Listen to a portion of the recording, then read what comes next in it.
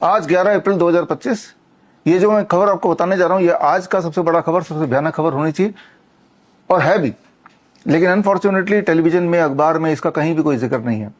क्यों जिक्र नहीं, ये आपको थोड़ी देर में पता चल जाएगा। स्ट्रेट पॉइंट पे आते हैं। तो the news is childhood vaccine causes autism, childhood vaccine causes intellectual disabilities, childhood vaccine causes ADHD। यानी कि आपके बच्चे का मंदबुद्धि होने का जो मेजर कारण है वो क्लियरली पता चल चुका है, एंड दैट इज वैक्सीन। बचपन में जो अलग अलग वैक्सीन आप लगाते हैं बच्चों को, जो लगाया जाता है, वही एक मुख्य कारण है, सबसे बड़ा कारण है बच्चों में मंदबुद्धि हो जाने का। इसका सबूत आया 7 अप्रैल 2025, यानी कि इसी हफ्ते। जो स्क्रीन पे आप देख रहे हैं रिसर्च पेपर, ये रिसर्च पेपर से बियॉन्ड डाउट ये प्रूव हो गया कि बचपन में जो वैक्सीन लगाए जाते हैं उसी की वजह से ऑटिज्म का रफ्तार इतनी तेजी से बढ़ रहा है। और ये आशंका जताई थी ट्रंप ने पिछले साल दिसंबर में, नए दोबारा प्रेसिडेंट इलेक्ट होने के बाद टाइम मैगजीन में जो इंटरव्यू दिया था उसमें उन्होंने ये आशंका जताई थी कि वैक्सीन से ही ऑटिज्म इतनी तेजी से बढ़ रहा है और आने वाले दिनों में कुछ ना कुछ वो करेंगे ताकि ये वैक्सीन का खेल खत्म हो। हालांकि ये वैक्सीन से ऑटिज्म होता है, ये सारी बातें मैंने आपको 2020 में मेरी इस किताब के माध्यम से आपको पूरे डेटा के साथ बता दिया था। इस किताब में अगर आप पेज नंबर 28 खोलेंगे तो उसमें मैंने बता दिया था कि 1962 में छोटे बच्चों को लगभग 5 वैक्सीन लगती थी और तब हर 5,000 में से एक बच्चा ऑटिज्म का शिकार हो जाता था। और 1983 में 5 को 24 वैक्सीन कर दिया गया और तब हर 2,500 में एक बच्चा ऑटिज्म का शिकार होता था। और उसके बाद 2017 आते आते हर बच्चे को लगभग 72 तरह के वैक्सीन लगते थे और तब हर 40 में से एक बच्चा ऑटिज्म का शिकार होता था। और आज का जो डेटा है वो ये कहता है कि हर 36 बच्चों में एक बच्चा ऑटिज्म का शिकार हो जाता है या इंटेलेक्चुअल डिसेबिलिटी हो जाती है। तो ये सारे एविडेंसेस मैंने तब भी दिए थे। यानी कि अगर आप अपने आसपास देखेंगे तो आप पाएंगे कि बहुत सारे बच्चे जो कि मंद बुद्धि वाली जिंदगी जी रहे, यानी कि they are dependent on somebody else, और कारण है वैक्सीन। तो जब ये बातें पहले से ही पता थी तो अब ये नया क्या हो गया, इसको थोड़ा आपको समझना पड़ेगा। तब जब पता थी पहले, जो एविडेंसेस मैंने 2020 में इस किताब के माध्यम से दिया था, COVID-19-81 virus and the vaccine, ये किताब आप स्क्रीन पे दिए हुए लिंक पे जाके पढ़ सकते हैं। तब वो थे सर्कमस्टेंशियल एविडेंस। एक तो होता है सर्कमस्टेंशियल एविडेंस, एक होता है फॉरेंसिक एविडेंस और एक होता है सॉलिड प्रूफ। तो तब फॉरेंसिक एविडेंस भी थे, सर्कमस्टेंशियल एविडेंस भी थे, लेकिन सॉलिड प्रूफ का आना बाकी रह गया था। सर्कमस्टेंशियल एविडेंस क्या होते हैं, इसको थोड़ा समझ लेते हैं। मान लीजिए एक मर्डर हो जाता है और तब वहां से एक आदमी भागता हुआ दिखता है, सस्पेक्ट, तो वो है सर्कमस्टेंशियल एविडेंस कि यहाँ पे मर्डर हुआ है और यहाँ पे सिर्फ एक ही आदमी भागता हुआ दिखा, तो इसी ने किया होगा। तो सर्कमस्टेंस ये कहते हैं कि यही सस्पेक्ट है, या फिर ये आदमी जो है जो भागता हुआ दिखा, इसकी पुरानी दुश्मनी भी थी इसी आदमी से जिसका मर्डर हुआ है, तो ये है सर्कमस्टेंशियल एविडेंस। फिर एक होता है फोरेंसिक जांच। फोरेंसिक जांच मतलब कि जो वहां पे जो क्राइम का सीन है वहां पे इस सस्पेक्ट के उंगलियों के निशान पाए गए, तो ये फोरेंसिक जांच है। या फिर जिस बंदूक से गोली लगी विक्टिम को, उस गोली से ये पता चलता है वो गोली उसी बंदूक की है जो बंदूक सस्पेक्ट का है, तो ये है फॉरेंसिक साइंटिफिक एविडेंस। फिर होता है एक सॉलिड प्रूफ। सॉलिड प्रूफ कुछ ऐसा हो सकता है कि तब वहां पे एक CCTV कैमरा लगा हुआ था बाय चांस, और उसमें ये देखा गया है कि वही सस्पेक्ट उसका मर्डर कर रहा है और पूरी तरह से क्लियर हो गया कि उसने मर्डर किया, उसके बाद वो मर गया। तो ये 3 तरह के एविडेंसेस हैं, circumstantial, forensic and solid proof. ये तीनों तरह के एविडेंस अगर साथ में आ जाए तो समझ लीजिए कि अब पूरी तरह से साबित हो गया कि भाई इसी ने इस विक्टिम का मर्डर किया है। तो आज की तारीख में जो रिसर्च पेपर का मैं हवाला दे रहा हूं, 7 अप्रैल को जो रिलीज हुआ, उससे ये तीनों क्राइटेरिया मैच करते हैं। मेडिकल भाषा में अगर इसे बोले तो इसे बोला जाता है ब्रैडफोर्ड हिल क्राइटेरिया। अगर कोई भी रिसर्च पेपर ब्रैडफोर्ड हिल क्राइटेरिया को पूरा करता है तो उसका मतलब ये है कि अब कोई डाउट नहीं रह गया, कोई शंका नहीं रह गई, अब क्लियर हो गया है कि इस सस्पेक्ट ने ही इसका मर्डर किया या ये वैक्सीन से ही ऑटिज्म हो रहा है या होता है। तो ये क्लियर हो चुका है। तो ये डिफरेंस है कि आज से पहले सर्कमस्टेंशियल एविडेंस तो ढेर सारे थे, फोरेंसिक कुछ एविडेंसेस भी थे, सॉलिड प्रूफ नहीं निकाला, लेकिन अब सॉलिड प्रूफ भी आ चुका है। और अब आता है कि आपको क्या करना है।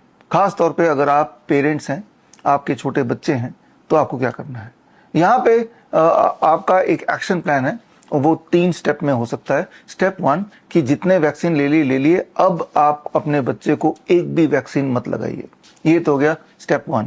अगर वैक्सीन नहीं लिए, बहुत छोटा बच्चा अभी पैदा होने वाला है या अभी जस्ट हुआ है, तो अब से वैक्सीन किसी भी तरह का किसी भी बच्चों को ना दिया जाए।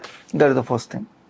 अब एक्शन प्लान का स्टेप 2 ये है कि अगर आपके मन में थोड़ा भी शंका है, क्या पता वैक्सीन लेने से कुछ बचाव होता हो, क्या पता ये रिसर्च पेपर में कुछ फ्लॉ हो, ये रिसर्च पेपर सही है कि नहीं, सारे लोग तो लगा रहे हैं, डॉक्टर भी ये बोल रहा है, पीडियाट्रिशियन यही बोल रहे हैं, ये प्रथा चली आ रही है। अगर डाउटफुल कुछ अगर लगता है तो जो रिसर्च पेपर मैंने आपको दिखाया, ये रिसर्च पेपर मेरे वेबसाइट से डाउनलोड कीजिए और आप उसी डॉक्टर के पास ले जाइए जो आपको के बच्चे को वैक्सीन लगाने वाला था या लगाने के लिए बोल रहा है, और उस डॉक्टर से एक बार कंफर्म कर लीजिए कि ये जो नया रिसर्च पेपर आया है, क्या इसके मुताबिक वैक्सीन कॉजेज ऑटिज्म, यस या नो।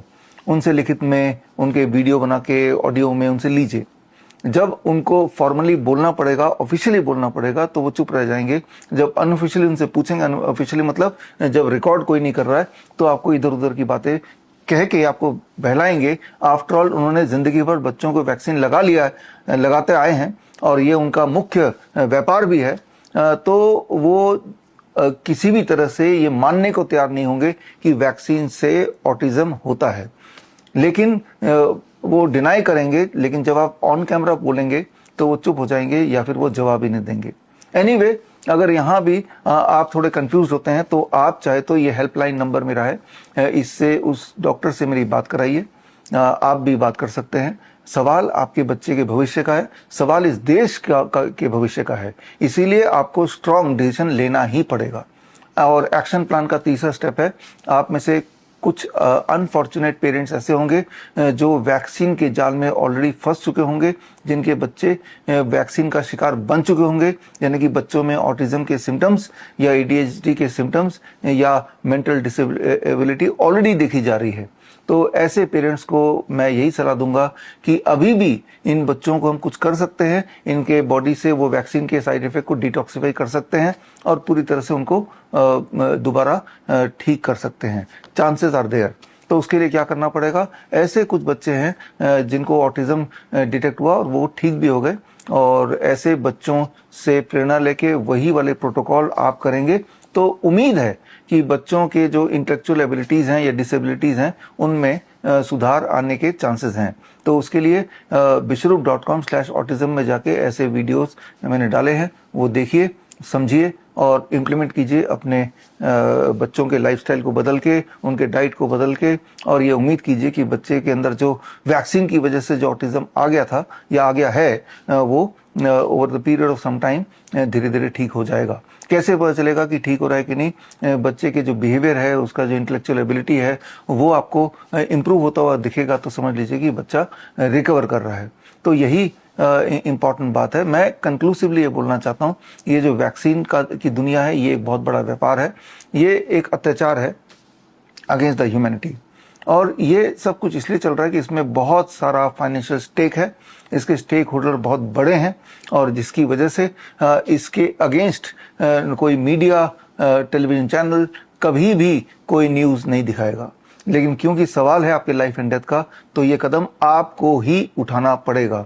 जितनी तरह की वैक्सीन्स हैं जिनमें आपको लगता है कि इससे शायद कोई फायदा हो जाए, अगर ये शक अभी भी आपके दिमाग में है, तो मैं ये रिकमेंड करूंगा, मेरी ये किताब है कोविड-1981 वायरस एंड द वैक्सीन। इसके अंदर सारे एविडेंस अलग अलग वैक्सीन की दिए हुए हैं कि किस प्रकार आज की डेट में पोलियो के वैक्सीन लगाने की वजह से हर साल भारत में 50,000 नए पोलियो के पेशेंट बन जाते हैं। समझने की कोशिश कीजिए कि ओरिजिनली उनको कोई दिक्कत नहीं थी, ओरिजिनली वो हेल्दी बच्चे ही थे, लेकिन पोलियो के वो ड्रॉप्स लिए और उसके बाद उसकी वजह से बच्चे में पोलियो के सिम्टम्स आ गए। तो इस तरह के एविडेंसेस जब आप देखेंगे तो ही आपकी आंख खुलेगी। आप ये मत देखिए अधिकतर लोग क्या बोल रहे हैं, अधिकतर लोग क्या कर रहे हैं। आपको देखना ये होगा कि सबूत क्या कह रहा है। एक तरफ कौन क्या बोल रहा है, कौन क्या बोल रहा है, कर रहा है, वो इंपॉर्टेंट आपके लिए, या दूसरी तरफ सबूत क्या कह रहा है, वो इंपॉर्टेंट है। ये डिसीजन आप ही को लेना पड़ेगा, क्योंकि एक्शन आप ही को लेना है। आपके बिहाफ पे कोई और नहीं लेगा। सब तो, चाहे वो डॉक्टर हो, चाहे ये नेटवर्क ऑफ हेल्थ मिनिस्ट्री हो, वो सिर्फ वही करेगी जिससे उनको फ़ायदा है, जिनसे उनको फाइनेंशियल गेन है। सवाल आपके बच्चे के लाइफ का है, इसलिए डिसीजन आप ही को लेना पड़ेगा। अभी 5 अप्रैल 2025 को मैंने एक किताब लॉन्च की थी, वैक्सीनेटेड टू डेथ। 5 अप्रैल को ही क्यों लॉन्च किया?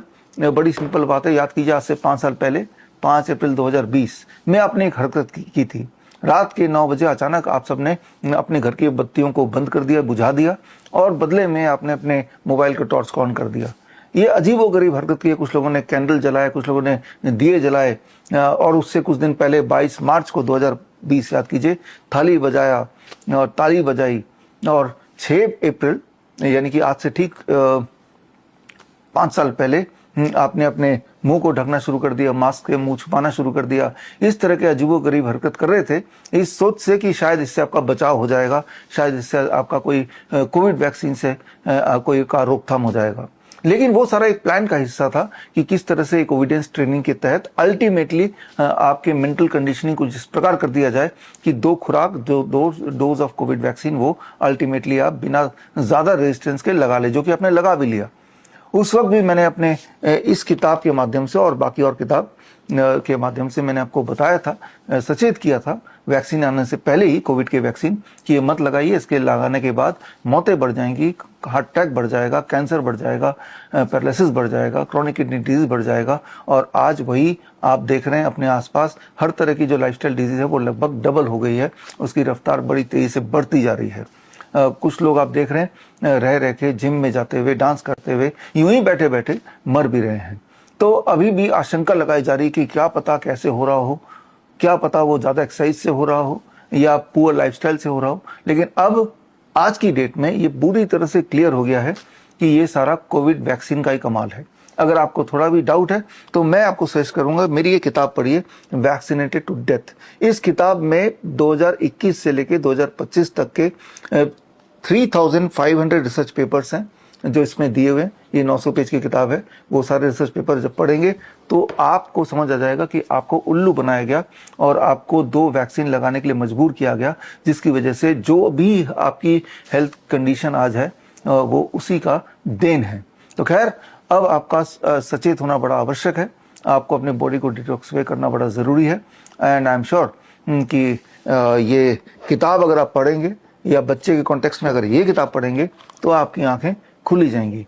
मैं उम्मीद करता हूं कि भविष्य में इस तरह से कोई आपको गधा या उल्लू ना बनाए। ये आप समझ चुके हैं कि vaccine causes illness, vaccine causes death. Vaccine से मानवता को कभी भी कोई बेनिफिट हुआ है, इसका कोई भी सबूत अभी तक तो नहीं आया। अगर आपको मेरी बात का यकीन नहीं आ रहा तो मैं आपको रिकमेंड करूंगा ये किताब ज़रूर पढ़िए। ये दोनों किताबें फ्री डाउनलोड कर सकते हैं आप bishwarup.com/ebook में जाके। और अगर सवाल है तो हेल्पलाइन में पूछ सकते हैं। ऑल द बेस्ट, धन्यवाद, जय हिंद।